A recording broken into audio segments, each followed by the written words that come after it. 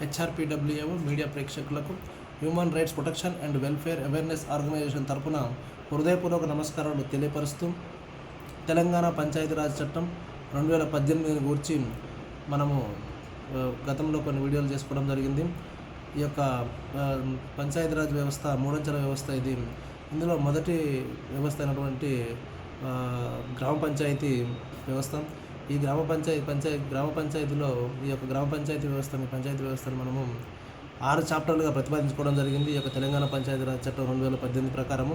అందులో మొదటి చాప్టర్ అయినటువంటి గ్రామ పంచాయతీ నిర్మాణం, పరిపాలన మరియు నియంత్రణ అనే అంశాన్ని మనం చర్చించడం జరుగుతుంది. అందులో భాగంగా ఈరోజు ఎన్నికలకు అర్హత అనేది సెక్షన్ 19 ప్రకారము ఈ యొక్క ఎన్నికల అర్హతను సూచిస్తుంది. ఎన్నికలలో పోటీ చేయ అభ్యర్థి ఎలక్టోరల్లో నమోదు చేయబడిన, అంటే ఓటర్ల జాబితాలో నమోదు చేయబడి 21 సంవత్సరములు కలిగి ఉండాలి అనేది ఇక్కడ ఈ యొక్క చట్టం ప్రకారం తెలియపరచడం జరుగుతుంది. ఈ యొక్క సర్పంచ్ యొక్క అనర్హత గురించి కూడా తెలుసుకుందాం మనం. ఇది సెక్షన్ 20 ఈ విషయాన్ని గురించి ఈ యొక్క తెలంగాణ పంచాయతీరాజ్ చట్టం 2018 తెలియపరుస్తుంది. సెక్షన్ 20 అనేది చట్టంలో అవినీతి ఆరోపణలు, నేర నిరూపణ, ప్రజాప్రతినిధుల చట్టం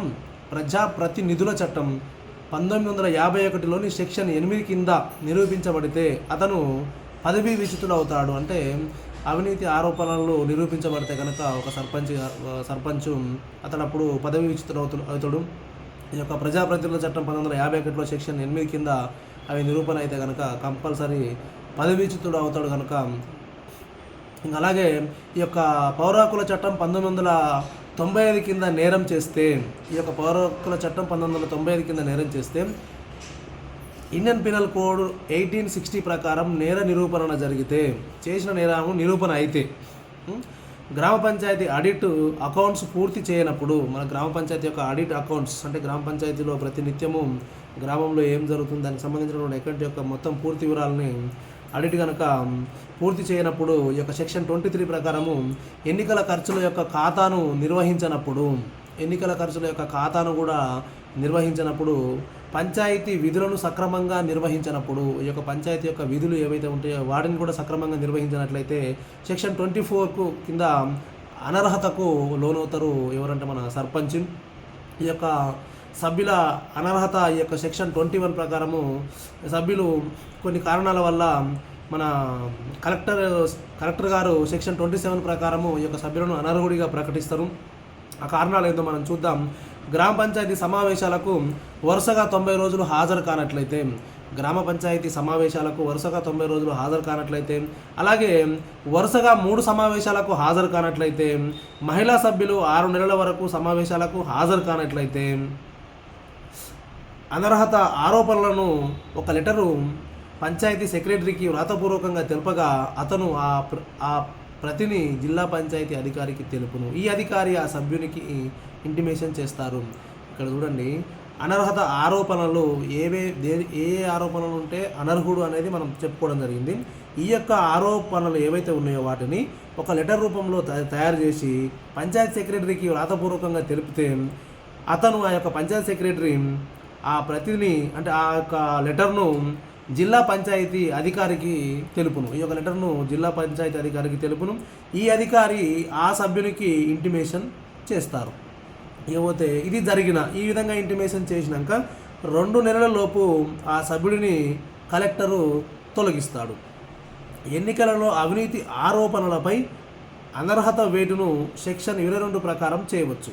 ఎన్నికల్లో కూడా అవినీతి ఆరోపణలు ఏమైనా ఉన్నట్లయితే సెక్షన్ 22 ప్రకారం కూడా అనర్హత వేటు వేయవచ్చు. ఇప్పుడు దీని ప్రకారము వ్యక్తి ఆరోపణలు నిరూపించినప్పటి నుంచి, ఈ వ్యక్తి యొక్క ఆరోపణలు నిరూపించినప్పటి నుండి 6 సంవత్సరాల వరకు ఎన్నికలలో పోటీ చేయరాదు అనేది ఇక్కడ గమనిక మనం గుర్తుంచుకోవాల్సిన అంశంగా. ఇక రాజీనామా విషయానికి వస్తే, మనము ఇందులో రాజీనామా అనే విషయానికి వస్తే ఇది సెక్షన్ 29 చూపిస్తుంది. మరి సర్పంచ్ తన రాజీనామా విషయంలో గ్రామ పంచాయతీకి నోటీసు ఇచ్చి పదవికి రాజీనామా చేయొచ్చు. ఒకవేళ ఇన్కేస్ సర్పంచ్ కనుక రాజీనామా చేయాలనుకుంటే తన యొక్క రాజీనామా విషయంలో గ్రామ పంచాయతీకి నోటీస్ ఇచ్చి పదవికి రాజీనామా చేయవచ్చు. అయితే గ్రామ పంచాయతీ సమావేశం నిర్వహించుటకు వీలు లేనప్పుడు ఒకవేళ గ్రామ పంచాయతీ సమావేశం నిర్వహించుటకు వీలు లేనట్లయితే అతను ఆ యొక్క రాజీనామా పత్రాన్ని ఇవ్వడానికి వీలు లేనప్పుడు జిల్లా పంచాయతీ అధికారికి తన రాజీనామా పత్రాన్ని సర్పంచ్ సమర్పించవచ్చు అనేది మన తెలంగాణ పంచాయతీరాజ్ చట్టం 2018 చెప్పడం జరుగుతుంది. ఇక సర్పంచ్పై అవిశ్వాస తీర్మానాలు పెట్టడానికి ఈ యొక్క చట్టం ప్రకారం అవకాశాలు లేవు. ఏమున్నా అవినీతి ఆరోపణలు ఏమన్నా ఉన్నట్లయితే ఈ చట్టంలో చెప్పినటువంటి విధి విధానాలు ఏమైనా లోపం జరిగినట్లయితే సర్పంచ్ వల్ల అప్పుడు మాత్రమే సర్పంచ్ని తొలగించే అవకాశాలు ఉన్నాయి నేర నిరూపణ అయినప్పుడు. కానీ ఈ సర్పంచ్ల యొక్క వీరిపై అవిశ్వాస తీర్మానాలు మాత్రం పెట్టడానికి ఎలాంటి అవకాశం లేదని చెప్పి మన తెలంగాణ పంచాయతీరాజ్ చట్టం 2018 మనకు క్లియర్గా చెప్తుంది. ఇక మన ఉప సర్పంచ్ రాజీనామా విషయానికి వచ్చి చూద్దాం. మరి ఉప సర్పంచ్ విషయంలో రాజీనామా చేయాలంటే మరి వారు ఏ విధంగా రాజీనామా చేయాల్సి ఉంటుంది, ఎవరికి లెటర్ సమర్పించాల్సి ఉంటుంది అనే అంశాన్ని కూడా చూద్దాం మనం. ఈ యొక్క ఉప సర్పంచ్ వచ్చేసి వారి యొక్క రాజీనామా పత్రాన్ని ఎంపీడీఓకి కానీ అతనికి పంపడం, ఒకవేళ ఎంపీడీఓకి ఇవ్వచ్చు. ఒకవేళ ఇన్ కేసు ఎంపీడీఓకి పంపడం కుదరనప్పుడు జిల్లా పంచాయతీ అధికారికి కూడా ఇవ్వాల్సి ఉంటుంది. మరి మనం ఈ ఎంపీడీఓ అనే వర్డ్ ఇక్కడ వచ్చింది, మనకు జిల్లా పంచాయతీ అధికారి అనే 2 వర్డ్స్ మనకి ఇక్కడ వస్తున్నాయి. వీటి గురించి మనము తర్వాత మండల స్థాయి, జిల్లా స్థాయి వ్యవస్థలు ఉన్నాయి మన పంచాయతీరాజ్ వ్యవస్థలో. ఇది మనం ఓన్లీ గ్రామ స్థాయి గురించే మాట్లాడుకుంటున్నాం. ఇప్పుడు ఈ మండల స్థాయి, జిల్లా స్థాయి వ్యవస్థలు వచ్చినప్పుడు జిల్లా స్థాయిలో జిల్లా పరిషత్, మండల స్థాయిలో మండల పరిషత్, వీటి గురించి కూడా మనం చెప్పుకోవడం జరుగుతుంది ముందు రాను వీడియోలో. ఆ వీడియోలో మీకు వారి గురించి కూడా పూర్తిగా చెప్పడం జరుగుతుంది. కాబట్టి మొత్తం ఒక్క వీడియో కూడా మిస్ కాకుండా అన్ని వింటే పూర్తిగా ఈ చట్టం గురించి అర్థమవుతుంది. దీని గురించి పూర్తిగా అర్థమైనప్పుడు మీరు గ్రామంలో అవినీతి అక్రమాలు జరగకుండా మీరు కొన్ని రకాల చర్యలు తీసుకోవడానికి అవకాశం ఉంటుంది. ఏ విధంగా క్వశ్చన్ చేయాలి, చట్టబద్ధంగా రైట్ టు ఇన్ఫర్మేషన్ 2005 ఉంది, దాని ప్రకారం ఏ విధంగా క్వశ్చన్ చేయాలనే అంశాలు కూడా మనం ముందు వీడియోలో మీకు నేను పూర్తిగా తెలియపరుస్తాం. ఇక మనం ఇప్పుడు ఉప సర్పంచ్ రాజీనామా గురించి చూద్దాం. మనము ఇతని యొక్క రాజీనామా పత్రాన్ని ఎంపీడీఓకి కానీ లేదా ఎంపీడీఓ కుదరకపోతే జిల్లా పంచాయతీ అధికారికి కూడా ఇవ్వచ్చు అని చెప్పేసి ఈ యొక్క తెలంగాణ పంచాయతీరాజ్ చట్టం 2018 చెప్పడం జరుగుతుంది. ఇక్కడ మనకు ఈ యొక్క ఉప సర్పంచ్ని సగం మంది సభ్యులు, ఈ ఉప సర్పంచ్ ఇప్పుడు మనకు సర్పంచ్ విషయంలోనేమో అవిశ్వాస తీర్మానం పెట్టడానికి ఎలాంటి అవకాశాలు లేవు. కానీ ఈ యొక్క ఉప సర్పంచ్ విషయంలో మాత్రం అవిశ్వాస తీర్మానం పెట్టడానికి అవకాశం ఉంది. అది ఎట్లా అంటే సగం మంది సభ్యులు అవిశ్వాస తీర్మానం పెట్టి పదవి విచ్యుతుని చేస్తారు. ఒకవేళ అతని మీద ఏమైనా అవిశ్వాస తీర్మానం పెట్టాలనుకుంటే కనుక సగం మంది సభ్యులు కనుక ఉన్నట్లయితే వాళ్ళ అవిశ్వాస తీర్మానం పెట్టి పదవీచ్యుతుని చేసే వెసులుబాటు యొక్క చట్టంలో ఉంది. ఇతనిపై అవిశ్వాస తీర్మానం పదవీ కాలంలో 2 సార్లు మాత్రమే ఉపయోగించాలి. మళ్ళీ ఇక్కడ ఒక రిస్ట్రిక్షన్ ఉంది. ఈ యొక్క అవిశ్వాస తీర్మానము ఇతని పైన పదవీ కాలంలో ఉన్నప్పుడు ఒక 2 సార్లు మాత్రమే ఈ యొక్క అవిశ్వాస తీర్మానం పెట్టడానికి అవకాశం ఉంది. ఈ యొక్క తెలంగాణ పంచాయతీరాజ్ చట్టం 2018 ప్రకారం మొదటి తీర్మానాన్ని ప్రవేశపెట్టిన తర్వాత 2 సంవత్సరముల వరకు రెండవ తీర్మానాన్ని ప్రవేశపెట్టకూడదు.